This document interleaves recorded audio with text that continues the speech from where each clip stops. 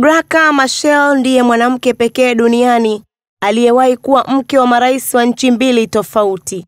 Alikuwa mke wa Rais Samora Machel wa Msumbiji kuanzia mwaka 1975 hadi mwaka 1986 alipofariki dunia. Baadaye aliolewa na rais wa zamani wa Afrika Kusini Nelson Mandela na kuwa mke wake kuanzia mwaka 1998 hadi mwaka 1999.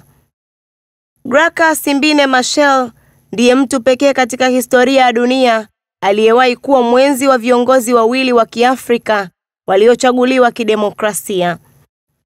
Wakati Samora Machel anaapishwa kuwa rais wa Msumbiji, alikuwa mjane baada ya mke wake wa kwanza Josina kufariki kutokana na ugonjwa wa leukemia mwaka 1971. Hivyo Septemba 75, Graca aliolewa na Samora Machel na kuwa mke wake, sambamba na kuhudumu serikalini kama waziri wa elimu hadi mwaka 1986. Mnamo Oktoba 19 mwaka 86, Samora Machel alifariki katika ajali ya ndege, jambo lililomfanya Graca kujiuzulu wadhifa wake serikalini. Miaka kadhaa baadaye, Graca aliandika ukurasa mwingine wa historia alipofunga ndoa na Nelson Mandela. Ndoa yao ilitangazwa rasmi wakati wa sherehe ya siku ya kuzaliwa ya Mandela, akitimiza miaka 80, mbele ya wageni zaidi ya 2000 kutoka pande mbalimbali za dunia.